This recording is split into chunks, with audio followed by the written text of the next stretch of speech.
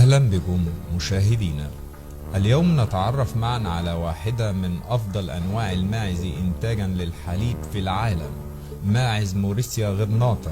هي سلالة من الماعز نشأت في المناطق شبه القاحلة في جنوب شرق أسبانيا، قوية جدا وشديدة التحمل، تتكيف بشكل جيد مع الظروف الحارة والجافة، ولديها قدرة مذهلة على الحفاظ على إنتاج مرتفع من الحليب في ظل أسوأ الظروف المناخية.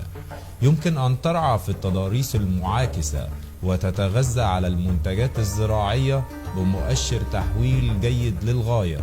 ماعز موريسيا غرناطة ثنائية الغرض، لكنها في المقام الأول وبشكل أساسي تصنف لإنتاج الحليب، حيث تنتج في المتوسط ما يصل إلى 500 لتر من الحليب سنويا.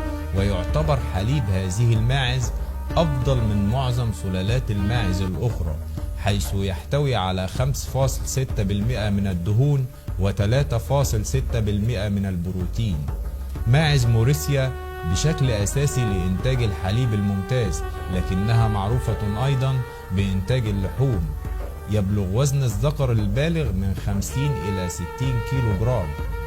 كل هذه المميزات جعلت موريسيا غرناطة أشبه بمصنع حليب صغير، مما جعلها تنتشر بشكل واسع خارج نطاق أسبانيا إلى الأرجنتين وفنزويلا والمكسيك والبرازيل، ومنذ بضعة سنوات تم تصديرها إلى شمال أفريقيا.